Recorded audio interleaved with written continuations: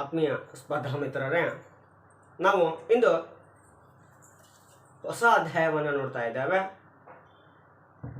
ಯಾವುದು ಅಂದರೆ ಸಂಖ್ಯಾಶಾಸ್ತ್ರ. ಸೊ ಈ ಸಂಖ್ಯಾಶಾಸ್ತ್ರದಲ್ಲಿ ನಮಗೆ 4 ಅಂಕಗಳ ಸಿಗುವಂತಹ ಸಾಧ್ಯತೆಗಳಿವೆ. ಒಂದು 3 ಅಂಕದ ಪ್ರಶ್ನೆ ಬರ್ಬೋದು, ಒಂದು 1 ಅಂಕದ ಪ್ರಶ್ನೆ ಬರ್ಬೋದು. ಇಲ್ಲಿ 3 ಅಂಕದ ಪ್ರಶ್ನೆಗಳನ್ನು ಯಾವ್ಯಾವ ಬರ್ತಾವ? ಸೊ ಸರಾಸರಿಯ ಬರ್ಬೋದು. ಯಾವ್ಯಾವ್ರಿ ಅಂದರೆ ನೇರ ವಿಧಾನದಿಂದ ಸರಾಸರಿ ಬರ್ಬೋದು, ಅಂದಾಜು ವಿಧಾನದಿಂದ ಸರಾಸರಿ ಬರ್ಬೋದು, ಮತ್ತು ಹಂತ ವಿಚಲನೆಯ ವಿಧಾನದಿಂದ ಸರಾಸರಿ ಬರ್ಬೋದು. ಇದಾದಮೇಲೆ ರೂಢಿ ಬೆಲೆ ಬರ್ಬೋದು ಅಥವಾ ಬಹುಲಕ ಅಂತ ಕರಿತೇವೆ. ಸೊ ಅದಾದಮೇಲೆ ಮಧ್ಯಾಂಕ ಬರ್ಬೋದು. ನೆಕ್ಸ್ಟ್ ಮಾನಕ ವಿಚಲನೆ ಕೇಳಬಹುದು. ಸೊ ಈ ರೀತಿಯಾಗಿ ಅವ ಏನದಾನಪ್ಪ ಅಂದ್ರೆ ಪ್ರಶ್ನೆಗಳನ್ನು 3 ಅಂಕದ ಯಾವ ರೀತಿ ಕೇಳ್ತಾನ ಅಂತೇಳಿ ಮೊದಲಿಗೆ ಒಂದೊಂದು ಹಾಗೆ ನೋಡ್ತಾ ಹೋಗೋಣ. ಮೊದಲಿಗೆ ನೇರ ವಿಧಾನವನ್ನು ನೋಡೋಣ. ಸೊ ನೇರ ವಿಧಾನದಿಂದ ಸರಾಸರಿಯನ್ನು ಕಂಡುಹಿಡಿಯುವಂಥ ವಿಧಾನ. ಹಾಗಾದರೆ ನೇರ ವಿಧಾನದಲ್ಲಿ ಈ ರೀತಿ ಇದೆ ಪ್ರಶ್ನೆ. ವರ್ಗಾಂತರ 10 ರಿಂದ 25, 25ರಿಂದ 40, 40ರಿಂದ 55, 55ರಿಂದ 70, 70ರಿಂದ 85, 85ರಿಂದ 100. ಹಾಗೆ ಆವೃತ್ತಿ F 2, 3, 7, 6, 6, 6 ಈ ರೀತಿಯಾಗಿ ಆವೃತ್ತಿಯನ್ನು ಕೊಟ್ಟಿದ್ದಾನ. ಹಾಗಾದ್ರೆ ಆವೃತ್ತಿಯನ್ನು ಕೊಡಿಸೋಣ. ಇದಕ್ಕೆ ನಾವೇನು ಕರಿತೀವಿ ಅಂದ್ರೆ ಸಿಗ್ಮಾ ಎಫ್ ಐ ಅಂತ ಕರಿತೇವೆ. ಸಿಗ್ಮಾ ಅಂದ್ರೆ ಮೊತ್ತ. ಸಿಗ್ಮಾ ಅಂದ್ರೆ ಏನ್ರಿ? ಇದು ಬರೇ ಮೊತ್ತ. ಸೊ ಇದು ಗ್ರೀಕ್ನ ಒಂದು ಸಂಕೇತ ಆಗೈತಿ. ಎಫ್ ಐ ಅಂದ್ರೆ ಈ ಆವೃತ್ತಿ, ಈ ಆವೃತ್ತಿಯ ಮೊತ್ತವನ್ನ ಸಿಗ್ಮಾ ಎಫ್ ಐ ಅಂತ ಕರಿತೇವೆ. ಸೊ ಮೊತ್ತವನ್ನ ಕೂಡಿಸ್ತಾ ಇದೆ ನೋಡ್ರಿ. 2, 3, 5. ಸೊ 5, 7, 12, 12, 18, 30. ಇದಾದ್ಮೇಲೆ ನಮಗೆ ಎಕ್ಸ್ ಐ ಬೇಕಾಗುತ್ತೆ. ಎಕ್ಸ್ ಐ ಬೇಕಾಗುತ್ತೆ. ಎಕ್ಸ್ ಐ ಅಂದ್ರೆ ಏನ್ರಿ? ವರ್ಗಾಂತರದ ಮಧ್ಯ ಅಂತ ಕರಿತೇವೆ. ಎಕ್ಸ್ ಐ ಅಂದ್ರೆ ಏನ್ರಿ? ವರ್ಗಾಂತರದ ಮಧ್ಯ. ಹಾಗಾದ್ರೆ ಇವುಗಳ ಮಧ್ಯವನ್ನು ನೋಡ್ಬೇಕಾಗೈತೆ. ಹಾಗಾದ್ರೆ ಇವು 2 ಕೂಡಿಸಿ 2ರಿಂದ ಭಾಗಾಕಾರ ಮಾಡಿದೇವೆ ಅಂದ್ರೆ ಅದು ವರ್ಗಾಂತರ ಮಧ್ಯ ಆಗ್ತದ. 25 + 10 35. ಸೊ 35ಅನ್ನ 2ರಿಂದ ಭಾಗಿಸಿದ್ದೀವಿ ಅಂದ್ರೆ 17.5 ಬರುತ್ತೆ. 17.5 ಬರುತ್ತೆ. ಅದಾದ್ಮೇಲೆ 25 + 40 ಎಷ್ಟಾಗುತ್ತದೆ ನೋಡ್ರಿ? 25 + 40 65. 65ಅನ್ನ 2ರಿಂದ ಭಾಗಾಕಾರ ಮಾಡಿ ಎಷ್ಟು ಬರುತ್ತೆ? 32.5 ಬರುತ್ತೆ. 65. ನೆಕ್ಸ್ಟ್ 40 + 55 95. 95ಅನ್ನ ನಾವೇನ್ ಮಾಡೋಣ? ಭಾಗಾಕಾರ ಮಾಡೋಣ. ಅವಾಗ ಎಷ್ಟು ಬರುತ್ತೆ? 47.5 ಬರುತ್ತೆ. ಹಾಗಾದ್ರೆ ಇವುಗಳ ನಡುವಿನ ಡಿಸ್ಟೆನ್ಸ್ 15 ಆಗಿದೆ. ಹಾಗಾದ್ರೆ ಈ 47ಕ್ಕೆ 15ಅನ್ನ ಕೂಡಿಸಿದಾಗ ಎಷ್ಟಾಗ್ತದೆ? 62.5 ಆಗ್ತದೆ. ಇದಕ್ಕೆ 15ಅನ್ನ ಕೂಡಿಸಿದಾಗ ಸೊ 77.5 ಆಗುತ್ತೆ. ಇದಕ್ಕೆ 15ಅನ್ನ ಕೂಡಿಸಿದಾಗ 92.5 ಆಗುತ್ತೆ. 92.5 ಆಗುತ್ತೆ. ಈ ರೀತಿಯಾಗಿ ನಾವು ವರ್ಗಾಂತರದ ಮಧ್ಯವನ್ನು ಕಂಡುಹಿಡಿಯಬೇಕು. ಇನ್ನು ನಮಗೆ F X F I into X I ಅಂದ್ರೆ ಆವೃತ್ತಿ ಮತ್ತು ವರ್ಗಾಂತರದ ಮಧ್ಯವನ್ನು ಗುಣಾಕಾರ ಮಾಡಬೇಕು. ಆವೃತ್ತಿ ಮತ್ತು ವರ್ಗಾಂತರದ ಮಧ್ಯವನ್ನು ಏನ್ ಮಾಡಬೇಕು? ಗುಣಾಕಾರ ಮಾಡಬೇಕು. ಹಾಗಾದ್ರೆ ಗುಣಾಕಾರ ಮಾಡಿದಾಗ 2 × 17.5 ಮಾಡಿದಾಗ ಎಷ್ಟು ಬರುತ್ತೆ? 35.0 ಬರುತ್ತೆ. ಅದೇ ರೀತಿಯಾಗಿ 3 × 32.5 ಮಾಡಿದಾಗ ಎಷ್ಟು ಬರುತ್ತೆ? 97.5 ಬರುತ್ತೆ. 97.5 ಬರುತ್ತೆ. ಸೊ ಅದೇ ರೀತಿಯಾಗಿ 7 × 47.5 ಮಾಡಿದಾಗ 332.5 ಬರುತ್ತೆ. 332.5 ಬರುತ್ತೆ. ಅದೇ ರೀತಿ 6 × 62.5 ಮಾಡಿದಾಗ 375 ಬರುತ್ತೆ. 375.0 ಬರುತ್ತೆ. ಅದೇ ರೀತಿಯಾಗಿ 6 × 77.5 ಮಾಡಿದಾಗ 465 ಬರುತ್ತೆ. ಅದೇ ರೀತಿ ಈಗ 6 × 92.5 ಮಾಡಿದಾಗ 555 ಬರುತ್ತೆ. ಹಾಗಾದ್ರೆ ಇವುಗಳ ಮೊತ್ತವನ್ನ ನಾವೇನ್ ಕರಿತೀವ್ರಿ ಅಂದ್ರೆ sigma F I X I ಅಂತ ಕರಿತಾ ಇದ್ದೇವೆ. ಇವುಗಳ ಮೊತ್ತವನ್ನ ಏನು ಕರಿತಾ ಇದ್ದೇವೆ? Sigma F I X I. ಏನ್ರಿ? ಇವು ಎರಡೂಗಳ ಗುಣಲಬ್ಧವನ್ನ F I into X I ಅಂತ ಕರಿತಾ ಇದ್ದೇವೆ. ಸೊ ಇವೆರಡು ಗುಣಲಬ್ಧ ಮಾಡ್ಕೋಬೇಕು. ಇವೆರಡು ಗುಣಲಬ್ಧ, ಇವೆರಡು ಗುಣಲಬ್ಧ, ಇವೆರಡು ಗುಣಲಬ್ಧ, ಇವೆರಡು ಗುಣಲಬ್ಧ. ಹಾಗಾದ್ರೆ ಇವುಗಳ ಗುಣಲಬ್ಧದ ಒಟ್ಟು ಮೊತ್ತವನ್ನ sigma F I X I ತಗೊಳ್ತಾ ಇದ್ದೇವೆ. ಸೊ ಇವುಗಳನ್ನ ಕೂಡಿಸಿದಾಗ ನಮಗೆ ಎಷ್ಟು ಬರುತ್ತೆ ಅಂದ್ರೆ 1860 ಬರುತ್ತೆ. 1860 ಬರುತ್ತೆ. ಹಾಗಾದ್ರೆ ನಮಗೆ ಸರಾಸರಿ ಬೇಕು. ಎಕ್ಸ್ ಬಾರ್ ಅಂದ್ರೆ ಸರಾಸರಿ, sigma F I into X I divided by sigma F I. ಹಾಗಾದ್ರೆ sigma F I into X I ಮೊತ್ತ ಎಷ್ಟು ಬಂದಿದೆ? 1860 ಭಾಗಲೇ ಸಿಗ್ಮಾ ಎಫ್ ಐ ಎಷ್ಟು ಬಂದಿದೆ? 30 ಬಂದಿದೆ. ಸೊ ಈ 0 ಈ 0 3 1 3 6 18 3 2 6. ಸೊ ಎಷ್ಟು ಬರ್ತದ್ರಿ? 62. ಹಾಗಾದ್ರೆ ಈ ನೇರ ವಿಧಾನದ ಮೂಲಕ ಸರಾಸರಿ ನಮ್ಗೆ ಎಷ್ಟು ಬಂತು? 62 ಬಂದಿದೆ. ಸೊ ಈ ವಿಧಾನ ಅರ್ಥ ಆಗಿದೆ ಅಂದ್ರೆ ಮುಂದಿನ ವಿಧಾನಕ್ಕೆ ಹೋಗೋಣ.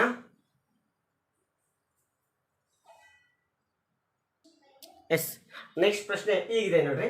ಅಂದಾಜು ವಿಧಾನದಿಂದ ಸರಾಸರಿಯನ್ನ ನೋಡ್ತಾ ಇದ್ದಾವೆ. ಅಂದಾಜು ವಿಧಾನ ಯಾಕಂದ್ರೆ ಇಲ್ಲಿ ಕೊಟ್ಟಂತಹ ವರ್ಗಾಂತರ 45ರಿಂದ 55, 55ರಿಂದ 65, 65ರಿಂದ 75, 75ರಿಂದ 85, 85ರಿಂದ 95. ಎಫ್ ಆವೃತ್ತಿ 3, 10, 11, 18, 13. ಸೊ ಇವುಗಳ ಮೊತ್ತ ಎಷ್ಟಾಗಿದೆ ಅಂದ್ರೆ 35 ಆಗಿದೆ. ಇವುಗಳ ಮೊತ್ತ ಎಷ್ಟಾಗಿದೆ? 35 ಆಗಿದೆ. ನೋಡ್ರಿ, 10 + 3 13, 13 11 24, 24 8 32, 32 3 35. ನೆಕ್ಸ್ಟ್ ಇದಕ್ಕೆ ಏನ್ ಕಂಡುಹಿಡಿಬೇಕು ಅಂದ್ರೆ ಆ ವರ್ಗಾಂತರದ ಮಧ್ಯ ಎಕ್ಸ್ ಐ ಅನ್ನ ಕಂಡುಹಿಡಿಬೇಕು. ಸರಾಸರಿ ಮಾಡಬೇಕಾದ್ರೆ ಮೇನ್ ಬೇಕಾಗಿರುವುದು ಯಾವುದು ಅಂದ್ರೆ ಎಕ್ಸ್ ಐ ಬೇಕು, ಏನೋ ವರ್ಗಾಂತರದ ಮಧ್ಯ. ಸೊ 45 + 55 ಎರಡನ್ನ ಸೇರಿಸಿಬಿಡೋಣ. ಸೊ 100 ಆಗುತ್ತೆ. ಇವುಗಳ ಮಧ್ಯೆ ಎಷ್ಟಾಗುತ್ತೆ? 50 ಆಗುತ್ತೆ. ಅದಾದ್ಮೇಲೆ 55 + 65 120 ಆಗುತ್ತೆ. ಇವುಗಳ ಮಧ್ಯೆ 120 ಅಂದ್ರೆ 60 ಆಯ್ತು. ಹಾಗಾದ್ರೆ 50 ಮತ್ತು 60ರ ಅಂತರ ಎಷ್ಟಾಗ್ತದ? 10 ಆಗ್ತದ. ಹಾಗಾದ್ರೆ 45 ಮತ್ತು 55ರ ವರ್ಗಾಂತರದ ಸಂಖ್ಯೆಗಳು ಎಷ್ಟಾಗ್ತದೆ ನೋಡ್ರಿ. 55ರಲ್ಲಿ 45ನ ಕಳೀರಿ, ಅಲ್ಲಿಯೂ ಕೂಡ 10 ಆಗುತ್ತೆ. ಹಾಗಾದ್ರೆ ಇನ್ನು ಏನು ಮಾಡಬಹುದು ಅಂತ ಸರಳವಾಗಿ 10ರಿಂದ ಕೂಡಿಸ್ತಾ ಹೋಗ್ಬಿಡ್ರಿ. 60ಕ್ಕೆ 10 ಕೂಡಿಸ್ರಿ 70, 70ಕ್ಕೆ 10 ಕೂಡಿಸ್ರಿ 80, 80ಕ್ಕೆ 10 ಕೂಡಿಸ್ರಿ 90. ಹಾಗಾದ್ರೆ ನಮ್ಗ ಏನ್ ಸಿಕ್ಕಾಯ್ತು? ವರ್ಗಾಂತರದ ಮಧ್ಯ ಸಿಕ್ಕಾಯ್ತು. ಇನ್ನು ನಮಗೆ ಏನ್ ಬೇಕಾಗಿದೆ? ಅಂದಾಜು. ಹಾಗಾದ್ರೆ ಇಲ್ಲೊಂದು ನಾವು ಬರ್ಕೋಬೇಕು ಏನು ಅಂದ್ರೆ ಅಂದಾಜು ಸರಾಸರಿ ಅಂತ ಕರೀತಾ ಇದ್ದೇವೆ. ಅಂದಾಜು ಅಂದ್ರೆ ಬೆಲೆ ಎ ಅಥವಾ ಕ್ಯಾಪಿಟಲ್ ಎ ಅಂತಾನು ಬರೀಬಹುದು. ಅಂದಾಜು ಸರಾಸರಿ, ಅಂದಾಜು ಸರಾಸರಿ ಎ ಅಂದ್ರೆ ಇಲ್ಲಿ ಯಾವುದಾದ್ರೂ ಒಂದು ವರ್ಗಾಂತರ ಮಧ್ಯೆ ತಗೋಬಹುದು. ಇದನ್ನೇ ತಗೋಬೇಕಂತ ನೇಮ್ ಇಲ್ಲ. ಸೊ 60 ತಗೋಬಹುದು, 70 ತಗೋಬಹುದು, 80 ತಗೋಬಹುದು. ಸೊ ನಾವು ಮಧ್ಯದ ಪದ ಇದೆ 70. ಸೊ ವರ್ಗಾಂತರದ ಏನು ಮಾಡ್ತಾ ಇದ್ದಾವೆ? ಅಂದಾಜು ಸರಾಸರಿಯನ್ನ 70 ತಗೋತಾ ಇದ್ದಾವೆ. ಇದಕ್ಕೆ ಅಂದಾಜು ಸರಾಸರಿ ಅಂತ ಕರಿತಾ ಇದ್ದಾವೆ. ಇನ್ನು ಅಂದಾಜು ಸರಾಸರಿ ಡಿ = x - a. ಹಾಗಾದ್ರೆ ಡಿ ಅಂದ್ರೆ ಏನು? ವಿಚಲನೆ. ಡಿ ಅಂದ್ರೆ ಏನ್ ಕರಿತೇವ್ರಿ? ವಿಚಲನೆ. ಹಾಗಾದ್ರೆ ಡಿ = x - a. ಹಾಗಾದ್ರೆ ಡಿ ಅಂದ್ರೆ ಗೊತ್ತು, ವಿಚಲನೆ ಅಂತ ಕರಿತಾ ಇದ್ದೇವೆ. ಎಕ್ಸ್ ಇಲ್ಲಿದೆ, ಇಲ್ಲಿದೆ. ಹಾಗಾದ್ರೆ ಅಂದಾಜು ಸರಾಸರಿ 50 - 70. 50 - 70 ಎಷ್ಟು ಬರುತ್ತೆ? -20 ಬರುತ್ತೆ. 60 - 70 ಎಷ್ಟು ಬರುತ್ತೆ? -10 ಬರುತ್ತೆ. ಇಲ್ಲಿ ವ್ಯಾಲ್ಯೂ ಏನಾಗುತ್ತೆ? 0 ಆಗುತ್ತೆ. -10 ಬರುತ್ತೆ. ನೆಕ್ಸ್ಟ್ 80 - 70 +10 ಬರುತ್ತೆ. 90 - 70 +20 ಬರುತ್ತೆ. ಇದಕ್ಕೆ ನಾವೇನಂದ್ರೆ ವಿಚಲನೆಯನ್ನ ಕಂಡುಹಿಡಿಬೇಕು. ಮೊದಲಿಗೆ ಅಂದಾಜು ನೀವು ಯಾವ್ದು ಬೇಕಾದ್ರೂ ತಗೋಬಹುದ್ರಿ. ಸೊ ಇದೇ ತಗೋಬೇಕಂತ ರೂಲ್ ಇಲ್ಲ. ಅದಕ್ಕೆ ಅಂದಾಜು ಸರಾಸರಿ ಅಂತ ಕರಿತಾ ಇದ್ದೇವೆ. ಡಿ ಅಂದ್ರೆ ವಿಚಲನೆ ಅಂತ ಹೇಳಿದೆ. ಹಾಗಾದ್ರೆ ಇನ್ನು ನಮಗೇನ್ ಬೇಕು? ಡಿ ಸಿಕ್ತು, ಡಿ ಸಿಕ್ತು. ಹಾಗಾದ್ರೆ ಇನ್ನೇನ್ ಬೇಕು ನಮಗೆ? ಎಫ್ ಡಿ ಬೇಕು. ಏನ್ ಬೇಕ್ರಿ? ಎಫ್ ಇಂಟು ಡಿ ಬೇಕು. F into D. ಹಾಗಾದ್ರೆ ಎಫ್ ಇಲ್ಲಿದೆ, ಡಿ ಇಲ್ಲಿದೆ. ಗುಣಾಕಾರ ಮಾಡ್ರಿ. Plus into minus, minus 3 20 60 plus into minus, minus 100 10 10 100. 11 into 0 value is 0 0. 8 10 80 3 20 60. So ಇವುಗಳ ಮೊತ್ತವನ್ನು ನಾವೇನ್ ಕರಿತೇವೆ ಅಂದ್ರೆ ಸಿಗ್ಮಾ ಎಫ್ ಡಿ ಅಂತ ಕರಿತಾ ಇದ್ದೇವೆ. ಏನ್ ಕರಿತಾ ಇದ್ದೇವೆ? Sigma F D. ಹಾಗಾದ್ರೆ ಕೂಡಿಸ್ತಾ ಇದೆ ನೋಡ್ರಿ.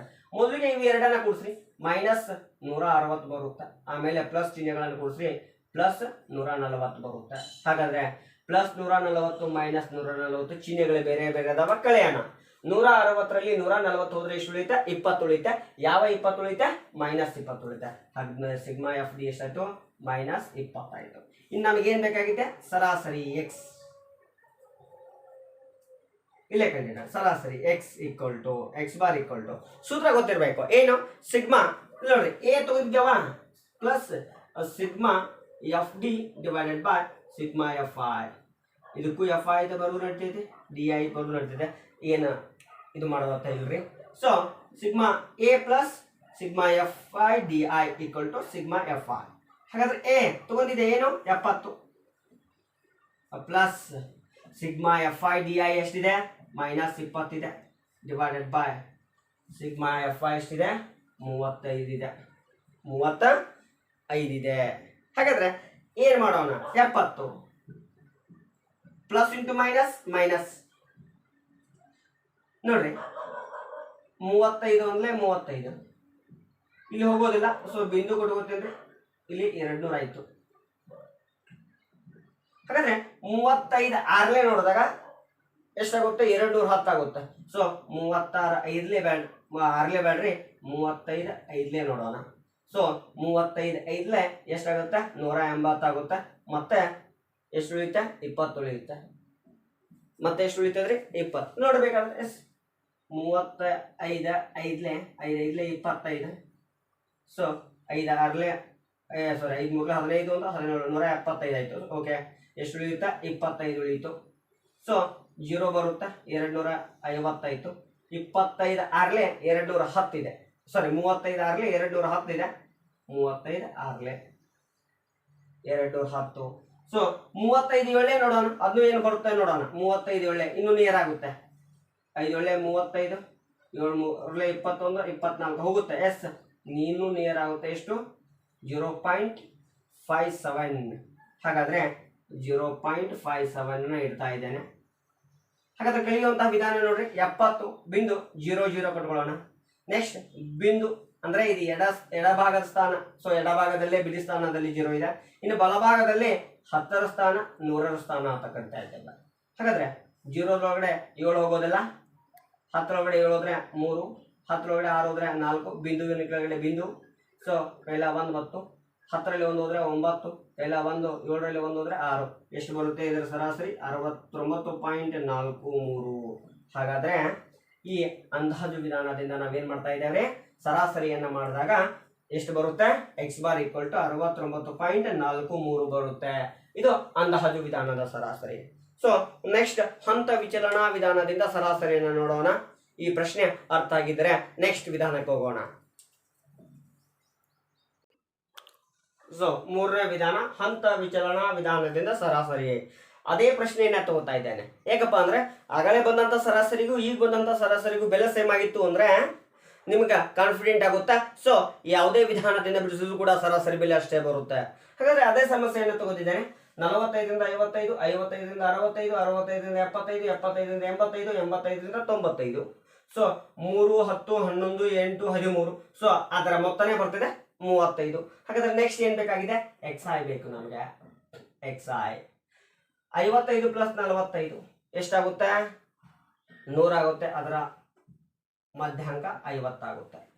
65 ಪ್ಲಸ್ 50 5 120 ಆಗುತ್ತೆ. ಅದರ ಮಧ್ಯಾಂಕ 60. ಸೊ ಎರಡುಗಳ ನಡುವಿನ ಡಿಸ್ಟೆನ್ಸ್ 10 ಇದೆ ಮತ್ತು ವರ್ಗಾಂತರದ ಗಾತ್ರನೂ ಕೂಡ ಎಷ್ಟಿದೆ?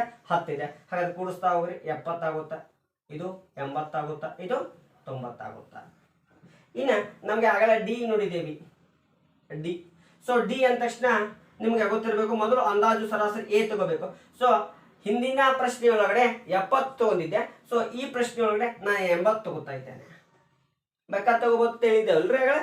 ಸೊ ಅದಕ್ಕೋಸ್ಕರ ಆಗಲೇ ಹಿಂದಿನ ಪ್ರಶ್ನೆ 70 ತಗೊಂಡಿದ್ದೆ, ಈಗ 80 ತಗೋತಾ ಇದ್ದಾನೆ. ಇನ್ನು ನಮ್ಗೇನ್ ಬೇಕು? ಡಿ. ಎಸ್ ಡಿ ಅಂದ್ರೆ ಗೊತ್ತಿದೆ ಏನು? X minus A, X minus A. ಹಾಗಾದ್ರೆ ಡಿ ಅಂದ್ರೆ ವಿಚಲನೆ. ಸೊ ಎಕ್ಸ್ ಮೈನಸ್ ಎ ನೋಡ್ರಿ, ಎ ಎಷ್ಟಿದೆ? 80 ಇದೆ. ಸೊ 50 ಮೈನಸ್ 80 ಮೈನಸ್ 30 ಬರುತ್ತೆ. ನೆಕ್ಸ್ಟ್ 60 ಮೈನಸ್ 80 ಮೈನಸ್ 20 ಬರುತ್ತೆ. ಮೈನಸ್ 10 ಬರುತ್ತೆ, ವ್ಯಾಲ್ಯೂ 0 ಬರುತ್ತೆ. ನೆಕ್ಸ್ಟ್ ಪ್ಲಸ್ 10 ಬರುತ್ತೆ, 90 ಮೈನಸ್ 80. ಇದಾದ್ಮೇಲೆ ಇನ್ನೊಂದು ಬರುತ್ತೆ, ಏನು ಅಂದ್ರೆ ಯು ವೈ ಅಂತ ಬರುತ್ತೆ. ಏನು? D divided by H, D I divided by H I. ಹಾಗಾದ್ರೆ D I divided by H I ಏನಿರುತ್ತೆ? ಡಿ ಅಂದ್ರೆ ಗೊತ್ತಿದೆ, ಏನು? ವಿಚಲನೆ. ಎಚ್ ಅಂದ್ರೆ ವರ್ಗಾಂತರದ ಗಾತ್ರ. ಹಾಗಾದ್ರೆ ಡಿ. ಸೊ ಎಷ್ಟಿದೆ? 30 ಇದೆ. ಒಂದು ಪ್ರಶ್ನೆಯನ್ನು ತಗೋತಾ ಇದ್ದೇನೆ. ಡಿ 30 ಇದೆ. ಇನ್ನು ವರ್ಗಾಂತರ ಗಾತ್ರ ಬೇಕು ನಮಗೆ. 55ರಲ್ಲಿ 45 ಕಳೆಯಿರಿ 10 ಬರುತ್ತೆ, 65ರಲ್ಲಿ 55 ಕಳೆಯಿರಿ 10 ಬರುತ್ತೆ, 75ರಲ್ಲಿ 65 ಕಳೆಯಿರಿ 10 ಬರುತ್ತೆ. ಸೊ ಎಚ್ ಈಕ್ವಲ್ ಟು 10 ಆಗುತ್ತೆ. ಹಾಗಾದ್ರೆ 1 ಮೈನಸ್ ಡಿವೈಡೆಡ್ ಬೈ 10 ನೋಡ್ರಿ, ಸೊನ್ನೆ ಎಷ್ಟು ಬರುತ್ತೆ? -3 ಬರುತ್ತೆ. ಹಾಗಾದ್ರೆ ನಮ್ಗೆ ಏನ್ ಬೇಕಾಗಿತ್ತ? ಯು ವೈ ಅಂದ್ರೆ ಏನ್ರಿ? D I divided by H, D I divided by H. ಹಾಗಾದ್ರೆ ಮೈನಸ್ ಎಷ್ಟು ಬಂತು? 3 ಬಂತು. ನೆಕ್ಸ್ಟ್ -2 ಬರುತ್ತೆ, -1 ಬರುತ್ತೆ, 0 ಬರುತ್ತೆ. ಇದ್ರ ವ್ಯಾಲ್ಯೂ ಎಷ್ಟು ಬರುತ್ತೆ? 1 ಬರುತ್ತೆ. ನೋಡ್ರಿ, 20 ಬಾಗ್ಲೆ 10 -2, -10 ಬಾಗ್ಲೆ 10 -1, 0 ಬಾಗ್ಲೆ 10 ವ್ಯಾಲ್ಯೂ 0, 10 ಬಾಗ್ಲೆ 10 1. ಹಾಗಾದ್ರೆ ಯು ಐ ಮತ್ತು ಯು ಐ ಯಾವ ರೀತಿ ಕಂಡುಹಿಡಿದು ಗೊತ್ತಾಯ್ತು? D I divided by H ಅಂತ ಕರಿತಾ ಇದ್ದೇವೆ. ಇನ್ನು ನಮಗೆ ಬೇಕಾಗಿದ್ದು ಯಾವುದು ಅಂದ್ರೆ F I into you I, F I into you I. ಯಾವ್ಯಾವ ಗುಣಾಕಾರ ಮಾಡ್ಬೇಕ್ರಿ? ಇದು ಮತ್ತು ಇದನ್ನ ಏನ್ ಮಾಡಬೇಕು? ಗುಣಾಕಾರ ಮಾಡಬೇಕು. ಹಾಗಾದ್ರೆ plus into minus, minus 3 3ಲೆ 9. Next 10 plus into minus, minus 10 2ಲೆ 20, plus into minus, minus -11. So 8 0ಲೆ 0, 3 1ಲೆ 3. ಹಾಗಾದ್ರೆ ಅವುಗಳ ಮೊತ್ತವನ್ನು ನೋಡೋಣ. ಸೊ ಇಲ್ಲಿ ನಿಮ್ಗೆ ತೋರಿಸೋ ಸಲುವಾಗಿ ಮಾರ್ಕ್ ಮಾಡಿದೆ, ಅದನ್ನ ಏನ್ ಮಾಡ್ತಾ ಇದ್ದೇನೆ? ಅಳಿಸ್ತಾ ಇದ್ದಾನೆ. ಹಾಗಾದ್ರೆ ಅವುಗಳ ಮೊತ್ತವನ್ನು ನೋಡೋಣ. ನೋಡ್ರಿ, ಇವುಗಳನ್ನ ಕೂಡಿಸಿ. 20 11 31 9 -40. ಸೊ ಇದ್ರ ವ್ಯಾಲ್ಯೂ ಎಷ್ಟು ಬಂದಿದೆ? ಬರೇ 3 ಇದೆ, ಪ್ಲಸ್ 3. ಹಾಗಾದ್ರೆ sigma F I into you I, F I into you I. ಹಾಗಾದ್ರೆ ಎಷ್ಟಾಗುತ್ತೆ ನೋಡೋಣ. 40ರಲ್ಲಿ 3 ಕಳೀರಿ, 37. ಯಾವ 37? -37. ಹಾಗಾದ್ರೆ sigma F I U I ಎಷ್ಟು ಬರ್ತಾ ಇದೆ? -37 ಬರುತ್ತೆ. ಸೊ ಸಿಗ್ಮಾ ಎಫ್ ಐ ಎಷ್ಟು ಬರುತ್ತೆ? 35 ಇದೆ.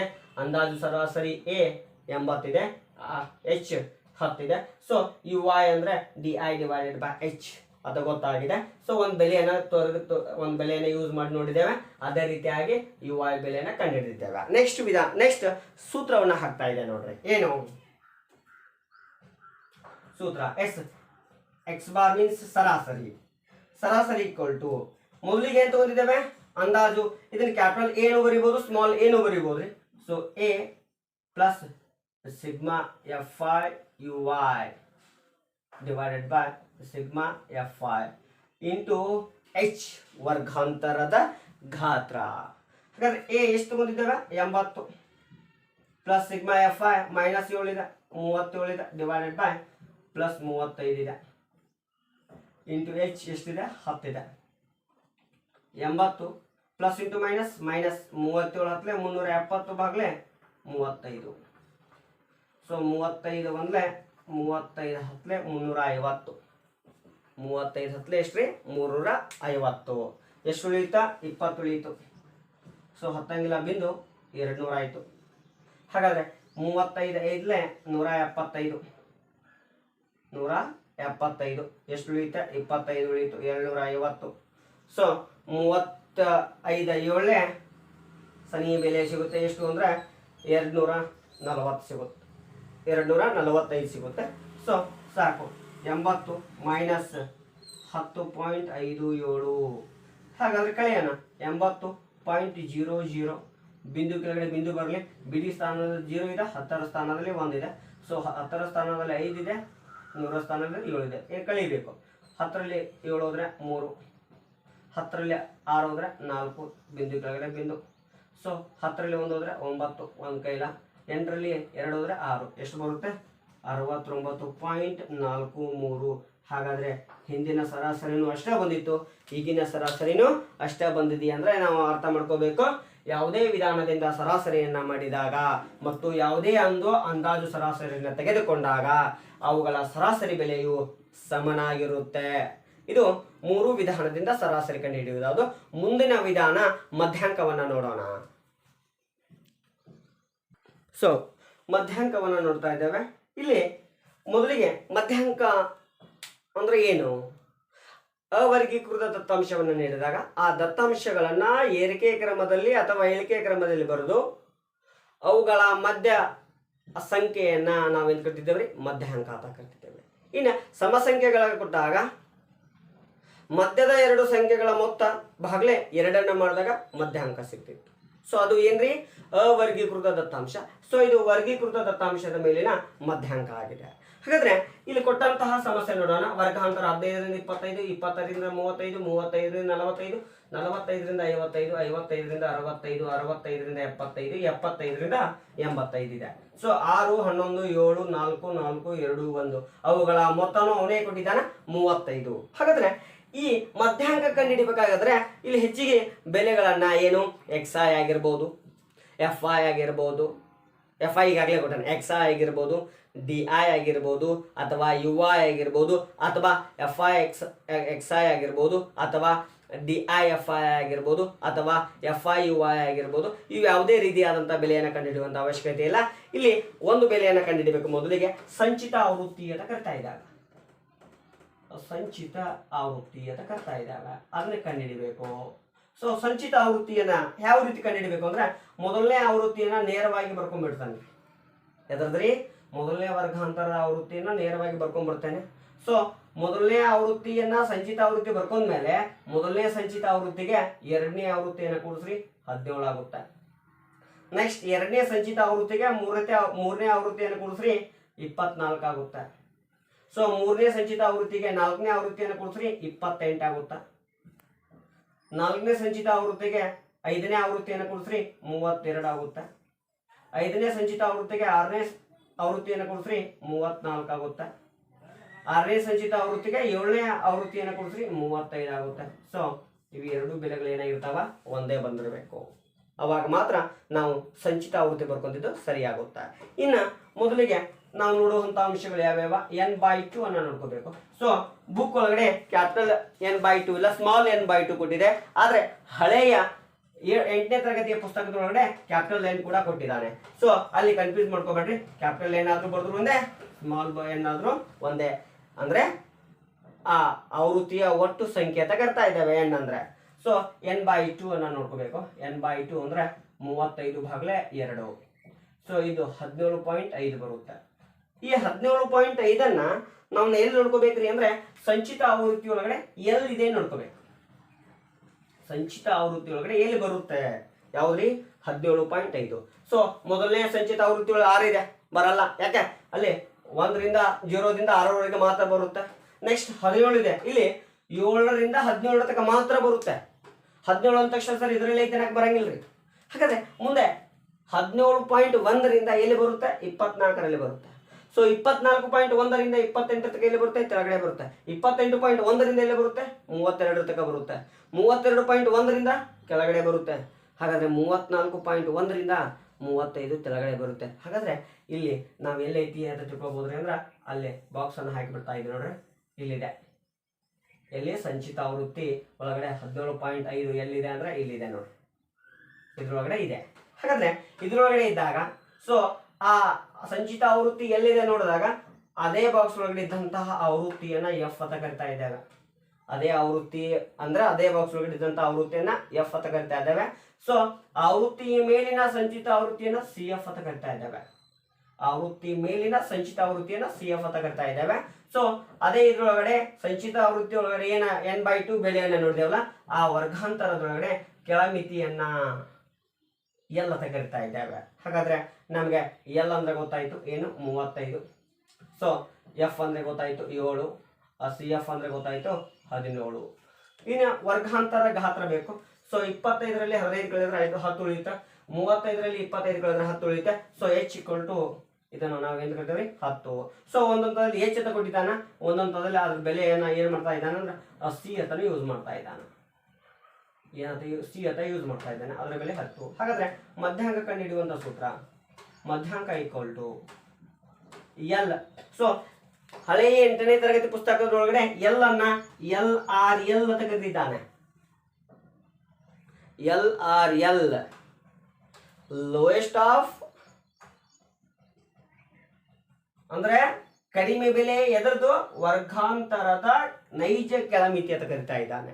LRL ಅಂದ್ರೆ ವರ್ಗಾಂತರದ ನೈಜ ಕೆಳಮಿತಿ ಅಂತ ಕರಿತಾ ಇದ್ದಾನೆ. ಇಲ್ಲಿ ಬರೀ ಎಲ್ ಅಂತ ಕೊಡ್ತಾನೆ, ಎರಡೂ ಒಂದೇ ರೀ. Plus bracket n/2 minus CF divided by F equal two into H ಅಥವಾ C. ಎಲ್ ಅಂದ್ರೆ ಗೊತ್ತಿದೆ ನಿಮ್ಗೆ, ಬೆಲೆಯನ್ನು ಹಾಕ್ತಾ ಇದ್ದೇನೆ. ಎಲ್ ಅಂದ್ರೆ ಗೊತ್ತಿದೆ ಎಷ್ಟು 35 ಪ್ಲಸ್ n/2 17.5 ಮೈನಸ್ CF ಎಷ್ಟಿದೆ 17 ಇದೆ ಡಿವೈಡೆಡ್ ಬೈ F ಎಷ್ಟಿದೆ 7 ಇದೆ ಇಂಟು 10. ಹಾಗಾದ್ರೆ ನೆಕ್ಸ್ಟ್ ಮುಂದೆ ಮಾಡ್ತಾ ಇದ್ದೇನೆ ನೋಡ್ರಿ, 35 ಪ್ಲಸ್ 17.5 ಒಳಗಡೆ 17 ಇದ್ರೆ 0.5 ಉಳಿಯುತ್ತೆ ಡಿವೈಡೆಡ್ ಬೈ 7 ಇಂಟು 10 ಮಾಡ್ತಾ ಇದ್ದೇನೆ ರೀ. ನೆಕ್ಸ್ಟ್ ನೋಡ್ರಿ ಮುಂದಿನ ಪದವನ್ನು ಹಾಗೆ ಮಾಡ್ತಾ ಇದ್ದೇನೆ, 35 ಪ್ಲಸ್ 0.5 ಇಂಟು 10 ಮಾಡಿದಾಗ ವ್ಯಾಲ್ಯೂ 5 ಬರುತ್ತೆ ಡಿವೈಡೆಡ್ ಬೈ 7. 7 ಒಂದೇ 10 ಬಿಂದು, ಸೊ 50 ಆಯಿತು. 7 7 49, 50ರಲ್ಲಿ 49 ಹೋಯ್ತು ಅಂದ್ರೆ 1 ಉಳಿಯುತ್ತೆ, ಇನ್ನೊಂದು 0 ಬರುತ್ತೆ, 10 ಆಯಿತು. 7 ಒಂದೇ 7 ಸಾಕು 1 ಪಾಯಿಂಟು. So 35 plus 0.71. ಹಾಗಾದರೆ ಮಧ್ಯಾಂಕ ಎಷ್ಟು ಬರುತ್ತೆ? ಮಧ್ಯಾಂಕ ಎಷ್ಟು ಬರುತ್ತೆ ಅಂದರೆ 35.71 ಬರುತ್ತೆ. ಮಧ್ಯಾಂಕ 7 ಎಷ್ಟು 35.71 ಬರುತ್ತೆ. ಈ ರೀತಿಯಾಗಿ ಮಧ್ಯಾಂಕದ ಬೆಲೆಯನ್ನು ಕಂಡುಹಿಡಬಹುದು. ಸೊ ಮಧ್ಯಾಂಕದಲ್ಲಿ ಏನೂ ಬದಲಾವಣೆ ಆಗೋದಿಲ್ಲ. ಅಲ್ಲಿ ನೇರ ಸರಾಸರಿ ವಿಧಾನ, ಅಂದಾಜು ಬತ್ತು, ಹಂತ ವಿಚಲನ ಬತ್ತು, ಇದರಲ್ಲಿ ಯಾವುದೇ ರೀತಿಯಾದಂತಹ ವಿಧಗಳು ಬರಲ್ಲ. ಸೊ ಒಂದೇ ಮಧ್ಯಾಂಕ ಬರುತ್ತೆ. ಈ ರೀತಿಯಾಗಿ ನಾವು ಏನು ಮಾಡ್ಬೋದು ಅಂದರೆ ಮಧ್ಯಾಂಕವನ್ನು ಕಂಡುಹಿಡಿಬಹುದು. ಹಾಗಾದರೆ ಮುಂದಿನ ವಿಧಾನ ಯಾವುದು ಅಂದರೆ ಮುಂದಿನ ಇದು ಯಾವುದು ಅಂದರೆ ಬಹುಲಕವನ್ನು ನೋಡೋಣ. ಬಹುಲಕ ಅಥವಾ ರೂಢಿ ಬೆಲೆ. ಮೊದಲಿಗೆ ಬಹುಲಕ ಅಥವಾ ರೂಢಿ ಬೆಲೆ ಅಂದ್ರೇನು ನೋಡ್ರಿ. ಆ ರೂಢಿ ಬೆಲೆ ಅಥವಾ ಬಹುಲಕ ಎರಡೂ ಒಂದೇ ಪದಗಳು. ಸೊ ಇದರ ವ್ಯಾಖ್ಯಾನ ನೋಡಿದಾಗ ಕೊಟ್ಟಂತ ದತ್ತಾಂಶದೊಳಗಡೆ ಅತಿ ಹೆಚ್ಚು ಬಾರಿ ಪುನರಾವರ್ತನೆಯಾಗಿರುವ ಸಂಖ್ಯೆಯನ್ನ ನಾವೇನು ಕರಿತೇವೆ ಬಹುಲಕ ಅಂತ ಕರಿತಾ ಇದ್ದೇವೆ. ಇಲ್ಲಿ ಅವರ್ಗೀಕೃತ ದತ್ತಾಂಶದಲ್ಲಿ. ಸೊ ಬಹುಲಕದಲ್ಲಿ 3 ವಿಧಗಳು ಬರ್ತಾವ. ಯಾವುದು ಅಂದರೆ ಬಹುಲಕದಲ್ಲಿ 3 ವಿಧಗಳು: ಏಕರೂಢಿ ಬೆಲೆ, ದ್ವಿರೂಢಿ ಬೆಲೆ ಮತ್ತು ಬಹುರೂಢಿ ಬೆಲೆ. ಯಾಕಂದ್ರೆ ಏಕರೂಢಿ ಬೆಲೆ ಅಂದ್ರೆ ಒಟ್ಟಂತ ದತ್ತಾಂಶದೊಳಗಡೆ ಒಂದು ಸಂಖ್ಯೆಯು ಹೆಚ್ಚು ಬಾರಿ ಪುನರಾವರ್ತನೆ ಆಗಿತ್ತು ಅಂದ್ರೆ ಅದನ್ನ ಏಕರೂಢಿ ಬೆಲೆ ಅಂತ ಕರಿತಾ ಇದ್ದೇವೆ. ಇನ್ನು ದ್ವಿರೂಢಿ ಬೆಲೆ ಅಂದ್ರೆ ಕೊಟ್ಟಂತ ದತ್ತಾಂಶದೊಳಗಡೆ ಅತಿ ಹೆಚ್ಚು ಬಾರಿ 2 ಸಂಖ್ಯೆಗಳು ಸಮನಾಗಿ ಪುನರಾವರ್ತನೆ ಆಗಿರಬೇಕು. ಅದಕ್ಕೆ ನಾವು ಏನು ಕರಿತೇವೆ ಅಂದ್ರೆ ದ್ವಿರೂಢಿ ಬೆಲೆ ಅಂತ ಕರಿತಾ ಇದ್ದೇವೆ. ಇನ್ನು ಬಹುರೂಢಿ ಬೆಲೆ ಅಂದ್ರೆ 2ಕ್ಕಿಂತ ಹೆಚ್ಚು ಸಂಖ್ಯೆಗಳು ಸಮನಾಗಿ ಪುನರಾವರ್ತನೆ ಆಗಿದ್ದು ಅಂದ್ರೆ ಆ ಬೆಲೆಯನ್ನು ನಾವೇನು ಕರಿತೇವೆ ಅಂದ್ರೆ ಬಹುರೂಢಿ ಬೆಲೆ ಅಂತ ಕರಿತಾ ಇದ್ದೇವೆ. ಅದು ಅವರ್ಗೀಕೃತ ದತ್ತಾಂಶದಲ್ಲಿ. ಇನ್ನು ವರ್ಗೀಕೃತ ದತ್ತಾಂಶದಲ್ಲಿ ಸೊ ಇದು ಬಹುಲಕ ಅಥವಾ ರೂಢಿ ಬೆಲೆಯನ್ನು ಕಂಡುಹಿಡಿಯುವಂತಹ ಒಂದು ಸಮಸ್ಯೆಯನ್ನು ನೋಡೋಣ. ವರ್ಗಾಂತರ 15ರಿಂದ 25, 25ರಿಂದ 35, 35ರಿಂದ 45, 45ರಿಂದ 55, 55ರಿಂದ 65, 65ರಿಂದ 75, 75ರಿಂದ 85. ಸೊ ಆವೃತ್ತಿ 6, 11, 7, 4, 4, 2, 1. ಇಲ್ಲಿ ಸಂಚಿತ ಆವೃತ್ತಿ ಬರೆಯುವಂಥ ಅವಶ್ಯಕತೆಯೂ ಇಲ್ಲ. ಹಾಗಾದ್ರೆ ಅತಿ ಹೆಚ್ಚು ಬಾರಿ ಪುನರಾವರ್ತನೆ ಆಗಿರುವ ಅಥವಾ ಹೆಚ್ಚು ಆವೃತ್ತಿ ಯಾವುದು? ಹಾಗಾದ್ರೆ ಇಲ್ಲಿ ಹೆಚ್ಚು ಆವೃತ್ತಿ ಅಂದ್ರೆ 11. ಸೊ ಇದನ್ನ ನಾವೇನು ಕರಿತೇವೆ ಅಂದ್ರೆ F1 ಅಂತ ಕರಿತಾ ಇದ್ದೇವೆ. ಇದನ್ನ ಏನಂತ ಕರಿತೇವ್ರಿ? F1. ಹಾಗಾದ್ರೆ ಇದರ ಮೇಲಿರುವಂತಹ ಬೆಲೆಯನ್ನು ಏನು ಕರಿತೇವ್ರಿ? F0 ಅಂತ ಕರಿತಾ ಇದ್ದೇವೆ. ಇದ್ರ ಕೆಳಗಿರುವಂತಹ ಬೆಲೆಯನ್ನ ಏನು ಕರಿತೇವ್ರಿ? F2 ಅಂತ ಕರಿತಾ ಇದ್ದೇವೆ. ಸರ್ ಇಲ್ಲಿ F1 ಅತಿ ಹೆಚ್ಚು ಬೆಲೆ ಆಯಿತು, ಮೇಲಿಂದ F0, ತೆಳಗಿಂದ F2. ಹಾಗಾದ್ರೆ ಸರಿ ಮೇಲಿಂದನೇ F1 ಆಗಿತ್ತು ಅಂದ್ರೆ F0 ಏನ್ ಮಾಡ್ತಾ ಇದ್ರಿ ನೋಡ್ರಿ. ಇಲ್ಲಿ ಒಂದು ಪ್ರಶ್ನೆ ಉದ್ಭವ ಆಗೋದು, ಸರ್ ಇಲ್ಲಿ 11 ಹಿಂಗಿದೆಯಲ್ಲ, ಈ ರೀತಿಯಾಗಿತ್ತು ಅಂದ್ರೆ ಏನ್ ಮಾಡ್ಬೋದು ಸರ್? ಈ ರೀತಿಯಾಗಿತ್ತು. ಇಲ್ಲಿ 11 ಇದೆ, ಇಲ್ಲಿ 6 ಇದೆ. ಅವಾಗ ಇದನ್ನ F1 ಅಂತ ಕರಿತಾ ಇದ್ದೇವೆ. ಸರ್ F0 ಏನು? ಮೇಲಿನ ಬೆಲೆ ಗೊತ್ತಿಲ್ಲ. ಮೇಲಿನ ಬೆಲೆ ಎಷ್ಟಿರ್ಬೋದು ಅಂದ್ರೆ 5ರಿಂದ 15 ಇದ್ದಿರ್ಬೋದು, ಹೌದಲ್ಲ? ಹಾಗಾದ್ರೆ ಅದ್ರ ಬೆಲೆ ಗೊತ್ತಿಲ್ಲ ಅಂದ್ರೆ ಇಲ್ಲಿ F0 ಏನಾಗಿಬಿಡ್ತದೆ? 0 ಆಗಿಬಿಡುತ್ತೆ. F2 ತಾನಾಗಿ ಅರ್ಥ ಆಗ್ತದೆ. ಹಾಗಾದ್ರೆ ಸರ್ ಈ ರೀತಿ ಇತ್ತು. ಓಕೆ, ನೆಕ್ಸ್ಟ್ ಬದಲಾವಣೆ ಮಾಡ್ತಾ ಇದೆ ನೋಡ್ರಿ. ಈ ರೀತಿ ಇದ್ದಾಗ ಯಾವ ರೀತಿ ಇಟ್ಕೋಬೇಕು? 6, ಸೊ ಇಲ್ಲಿ 11 ಇದೆ. ಇಲ್ಲಿ ಸರ್ ಈ ರೀತಿ ಇತ್ತು, ಇಲ್ಲಿ 11 ಬಂತು, ಇಲ್ಲಿ 1 ಇದೆ ಸರ್. ಹಾಗಾದ್ರೆ ಇದನ್ನ F1 ಅಂತ ತಗೊಂಡ್ರಿ. ಯಾಕೆ? ಅತಿ ಹೆಚ್ಚು ಆವೃತ್ತಿಯನ್ನ. ಇದನ್ನ ಮೇಲಿಂದ F0 ಅಂತ ತಗೊಂಡ್ರಿ ಸರ್. F2 85 ಆಯ್ತು. 85ರಿಂದ 95 ವ್ಯಾಲ್ಯೂ ಇರಬೇಕು, ಆದ್ರೆ ಆ ವ್ಯಾಲ್ಯೂ ನಮ್ಗೆ ಏನಾಗಿರ್ಬೋದು? 0 ಆಗಿರ್ತದೆ. ಹಾಗಾದ್ರೆ F2 ಏನಾಗುತ್ತಾ? 0 ಆಗುತ್ತಾ. ಈ ರೀತಿ F1, F2, F0 ಬೆಲೆಯನ್ನ ತೆಗೆದುಕೊಳ್ಬೇಕು. ಹಾಗಾದ್ರೆ ಮೊದಲಿಗೆ ಹೇಗಿತ್ತೋ ಅದೇ ಬರ್ತಾ ಇದೆ ನೋಡ್ರಿ. 1, ಇದು 11. ಎಸ್, ಅರ್ಥ ಆಗಿದೆ. ಇದು F1 ಅಂತ ಕರಿತಾ ಇದ್ದೇವೆ, ಇದು F0, ಇದು F2 ಅಂತ ಕರಿತಾ ಇದ್ದೇವೆ. ಇನ್ನು ಬರ್ತಾ ಇದೆ ಅಂದ್ರೆ F1 11, F0 6, F2 7. ಇನ್ನು F1 ಇದ್ದಂತಹ ವರ್ಗಾಂತರದ ಕೆಳಮಿತಿಯನ್ನ L ಅಂತ ಕರಿತಾ ಇದ್ದೇವೆ. ಏನ್ರಿ? ಅತಿ ಹೆಚ್ಚು ಇರುವಂತಹ ಆವೃತ್ತಿಯ ವರ್ಗಾಂತರದ ಕೆಳಮಿತಿಯನ್ನ L ಅಂತ ಕರಿತಾ ಇದ್ದೇವೆ. L = 25. H ವರ್ಗಾಂತರ ಗಾತ್ರ 10 ಇದೆ. ಆಗಲೇ ಹೇಳಿದ್ದೇನೆ, H ಅಂತ ತಗೋಬಹುದು ಅಥವಾ C ಅಂತ ತಗೋಬಹುದು. ಇನ್ನು ನಾವು ಬಹುಲಕವನ್ನ ಕಂಡುಹಿಡಿಯೋಣ.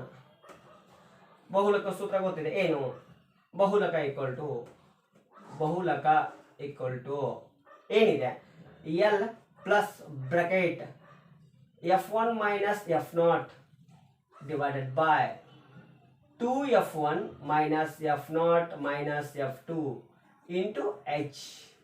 ಸರ್ ಸೂತ್ರ ನೆನಪು ನೋಡ್ರಿ. L plus bracket F1 minus F0 divided by 2F1 minus F0 minus F2 bracket complete into H. ಇದು ಬಹುಲಕ ಅಥವಾ ರೂಢಿ ಬೆಲೆ ಕಂಡುಹಿಡಿಯುವಂತ ಸೂತ್ರ. ಸೊ ಬೆಲೆಯನ್ನು ಹಾಕ್ತಾ ಇದ್ದಾರೆ. L = 25 plus bracket F1 11 minus F0 6 divided by 2 into 11 minus F0 6 minus F2 7 into H ವರ್ಗಾಂತರ ಗಾತ್ರ 10 ಇದೆ. 25 ಪ್ಲಸ್ ಬ್ರಾಕೆಟ್ 11 6 ಹೋದ್ರೆ 5 ಡಿವೈಡೆಡ್ ಬೈ 22 ಮೈನಸ್ 13 6 ಮತ್ತು 2 ಮೈನಸ್ ಚಿಹ್ನೆ ಅದಾವ, ಕುಡಿಸಿ ಮೈನಸ್ 13 ಇಡೋಣ ಇಂಟು 10. 25 ಪ್ಲಸ್ 5 ಭಾಗಲೆ 22 ಒಳಗಡೆ 13 ಕಳೆಯೋಣ, ಎಷ್ಟು ಉಳಿಯುತ್ತಾ? 9 ಉಳಿಯುತ್ತಾ ಇಂಟು 10. ಹಾಗಾದ್ರೆ ನೆಕ್ಸ್ಟ್ ಸ್ಟೆಪ್ ನೋಡ್ರಿ. 25 ಪ್ಲಸ್ 15 50 ಭಾಗಲೆ 9. 9 1 9 5 45. ಎಷ್ಟು ಉಳಿಯಿತು? 5 ಉಳಿಯಿತು. 10 ಅಂಗೆಲ್ಲ ಬಿಂದು ಕೊಟ್ರೆ ಮತ್ತೆ 55. 9 5 45. ಎಸ್, ಹಾಗಾದ್ರೆ ಮಧ್ಯಾಂಕ ಇಕ್ವಲ್ ಟು 25 ಪ್ಲಸ್ 5.5. ಸೊ ಕೂಡಿಸಿದಾಗ ಎಷ್ಟು ಬರುತ್ತೆ? 30.5 ಬರುತ್ತೆ. 30.5 ಬರುತ್ತೆ. ಈ ರೀತಿಯಾಗಿ ನಾವೇನನ್ನ ಕಂಡುಹಿಡಿಬಹುದ್ರಿ? ಬಹುಲಕ ಮಧ್ಯಾಂಕದ ಬರ್ತೇನೆ, ಸಾರಿ ರೀ, ಇದು ಬಹುಲಕ, ಬಹುಲಕ. ಸೊ ಬಹುಲಕವನ್ನ ನಾವೇನ್ ಮಾಡಬಹುದ್ರಿ ಅಂದ್ರೆ ಈ ರೀತಿಯಾಗಿ ಕಂಡು ಹಿಡಿಬಹುದಾಗಿದೆ. ಹಾಗಾದ್ರೆ ಈ ಬಹುಲಕದಲ್ಲಿ ಬದಲಾವಣೆ ಆಗೋದಿಲ್ಲ. ಸೊ ಇದೇ ಮೆಥಡ್ ಬರುತ್ತಾ? ನಿಮ್ಗೆ ಅರ್ಥ ಆಗಿದ್ರೆ ಮುಂದಿನ ವಿಧಾನಕ್ಕೆ ಹೋಗೋಣ ಅಂತ ಹೇಳ್ತಾ, ಓಕೆ ನೆಕ್ಸ್ಟ್ ನೋಡೋಣ ರೀ. ಏನಪ್ಪಾ ಅಂದ್ರೆ ಇದರಲ್ಲಿ ಒಂದು ನಿಯಮಗಳ ಬರುತ್ತೆ. ಇಲ್ಲಿ ಒಂದು ನಿಯಮವನ್ನ ನಾವೇನ್ ಮಾಡಬಹುದು ಅಂದ್ರೆ ನೆನ್ಪಿಟ್ಕೋಬಹುದು. ಯಾವ ರೀತಿಯಾಗಿ? ಸೊ ಅದು ಸೂತ್ರದಲ್ಲಿ ಕೇಳಬಹುದು. ಅವ ಏನು ಅಂದ್ರೆ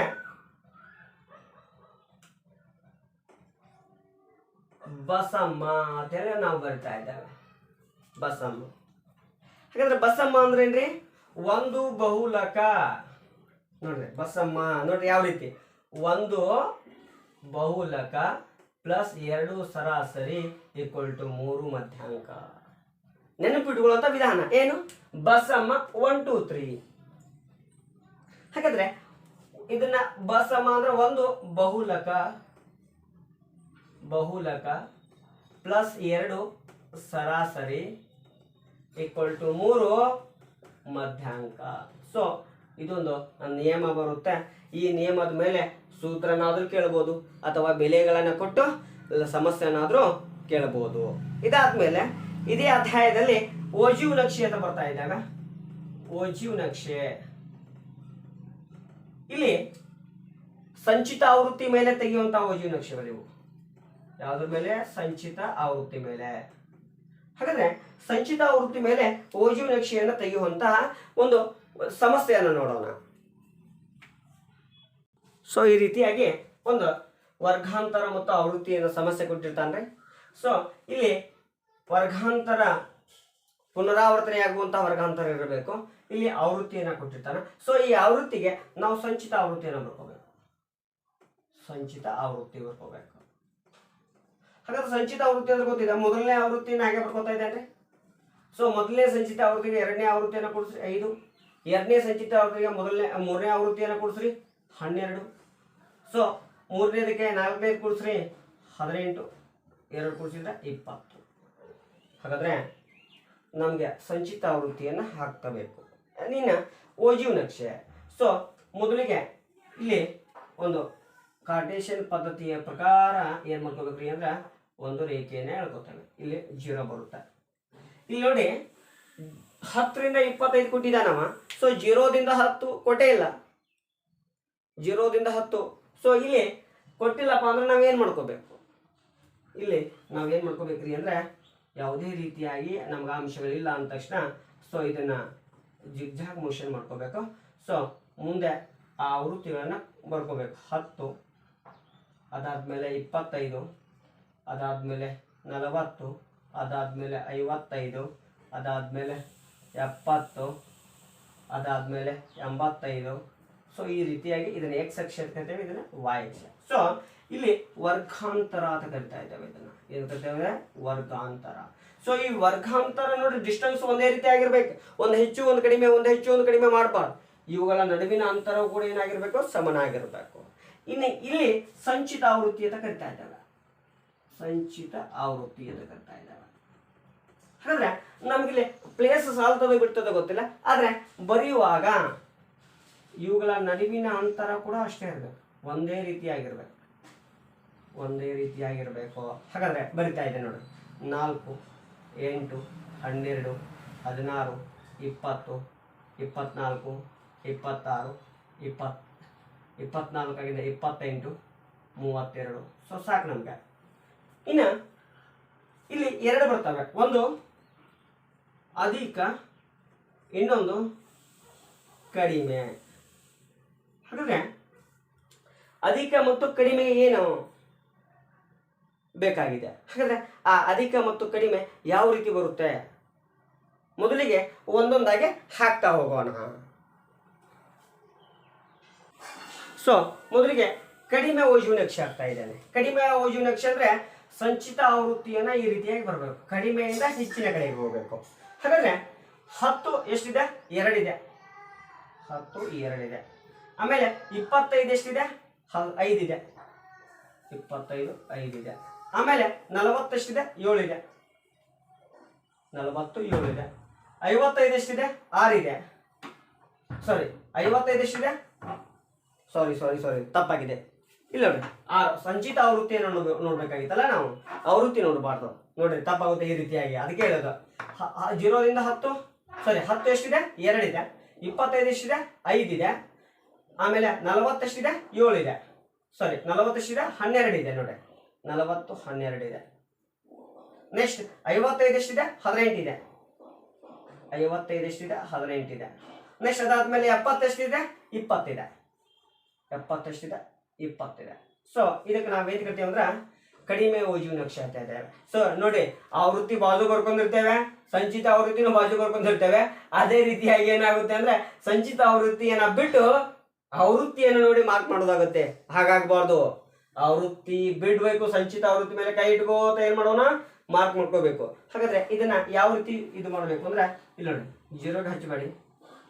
ಈ ರೀತಿಯಾಗಿ ಇದಕ್ಕೆ ನಾವೇನು ಕರಿತೀವಿ ಅಂದ್ರೆ ಕಡಿಮೆ ಓಜೀವ್ ನಕ್ಷೆ ಅಂತ ಕರಿತಾ ಇದ್ದೇವೆ. ಇದಕ್ಕೆ ಕಡಿಮೆ ಓಜೀವ್ ನಕ್ಷೆ. ಇನ್ನು ಅಧಿಕ ಓಜೀವ್ ನಕ್ಷೆ ಹೆಂಗ್ ಬರ್ತದೆ ಸರ್ ಅಂದ್ರೆ, ಅಧಿಕ ಓಜೀವ್ ನಕ್ಷೆ ಈ ಸಂಚಿತ ಆವೃತ್ತಿಯ ಉಲ್ಟಾ ಬರುತ್ತೆ, ಅಂದ್ರೆ ಹೆಚ್ಚಿನ ಬೆಲೆಗಿಂತ ಕಡಿಮೆ ಬೆಲೆಗೆ ಬರುತ್ತೆ. ಹೆಚ್ಚಿನ ಬೆಲೆಯಿಂದ ಏನು ಬರುತ್ತೆ? ಕಡಿಮೆ ಬೆಲೆಗೆ ಬರುತ್ತೆ. ಹಾಗಾದ್ರೆ ಸರ್ 10 ಎಷ್ಟು? 20 ಆಗಿರುತ್ತೆ. 10 ಎಷ್ಟಾಗುತ್ತೆ? 20 ಇಲ್ಲಿದೆ. ಅದಾದ್ಮೇಲೆ 25 ಎಷ್ಟಿದೆ? 18 ಆಗುತ್ತೆ. 25 ಎಷ್ಟಾಗುತ್ತೆ? 18 ಆಗುತ್ತೆ. ನೆಕ್ಸ್ಟ್ 40 ಎಷ್ಟಾಗುತ್ತೆ? 12 ಆಗುತ್ತೆ. 40 12 ಆಗುತ್ತೆ. ನೆಕ್ಸ್ಟ್ 55 ಎಷ್ಟಾಗುತ್ತೆ? 5 ಆಗುತ್ತೆ. 55 ಎಷ್ಟಾಗುತ್ತೆ? 5 ಆಗುತ್ತೆ. ಹಾಗೆ 70 ಎಷ್ಟಾಗುತ್ತೆ? 2 ಆಗುತ್ತೆ. 70 ಎಷ್ಟಾಗುತ್ತೆ? 2 ಆಗುತ್ತೆ. ಸೊ ಈ ರೀತಿಯಾಗಿ ನಾವು ಇದನ್ನ ಏನು ಕರಿತೀವಿ ಅಂದ್ರೆ ಅಧಿಕ ಓಜು ನಕ್ಷೆ ಅಂತ ಕರಿತಾ ಇದ್ದೇವೆ. ಸೊ ಕಡಿಮೆ ಬೆಲೆಯಿಂದ ಹೆಚ್ಚಿನ ಬೆಲೆಗೆ ಹೋಗೋದು ಕಡಿಮೆ ಓಜು ನಕ್ಷೆ ಆಗುತ್ತೆ. ಹೆಚ್ಚಿನ ಬೆಲೆಯಿಂದ ಕಡಿಮೆ ಬೆಲೆಗೆ ಬರುವುದು ಅಧಿಕ ಓಜು ನಕ್ಷೆ ಆಗುತ್ತೆ. ಸೊ ಈ ಎರಡು ಕಡಿಮೆ ಮತ್ತು ಅಧಿಕ ಓಜು ನಕ್ಷೆಗಳು ಬಂದು ಮಧ್ಯ ಬಿಂದು ಏನು ತೋರಿಸ್ತದಲ್ಲಿ ಅದನ್ನು ನಾವೇನು ಕರಿತೀವಿ ಅಂದ್ರೆ ಮಧ್ಯಾಂಕ ಅಂತ ಕರಿತೇವೆ. ಇದನ್ನ ಏನು ಕರಿತೀವಿ? ಮಧ್ಯಾಂಕ ಅಂತ ಕರಿತಿದ್ದೇವೆ. ಹಾಗಾದ್ರೆ ಈ ರೀತಿಯಾಗಿ 10ನೇ ತರಗತಿ ಒಳಗಡೆ ಏನು ಬರುತ್ತೆ ಅಂದ್ರೆ ಒಂದು ಅಧ್ಯಾಯ ಬರುತ್ತೆ ಸಂಖ್ಯಾಶಾಸ್ತ್ರ. ಸೊ ಇದೇ ಅಧ್ಯಾಯದಲ್ಲಿ ನಿಮ್ಗೆ ಪ್ರಶ್ನೆಯನ್ನ ಕೇಳ್ಬೋದು. ಈ ಮುಂದಿನ ಅಧ್ಯಾಯದೊಳಗಡೆ ಮುಂದಿನ ಅವಧಿ ಒಳಗಡೆ ಏನು ಮಾಡೋಣ ಅಂದ್ರೆ ಮಾನಕ ವಿಚಲನೆ, ಮಾರ್ಪಿನ ಗುಣಾಂಕ, ಪ್ರಸರಣ ವಿಚಲನೆ ಇವುಗಳನ್ನ ನೋಡೋಣ ಅಂತ ಹೇಳ್ತಾ ಇವತ್ತಿನ ಅವಧಿಯನ್ನು ಮುಗಿಸ್ತಾ ಇದ್ದೇನೆ. ನಿಮ್ಮೆಲ್ಲರಿಗೂ ಮತ್ತೊಮ್ಮೆ ಧನ್ಯವಾದಗಳು.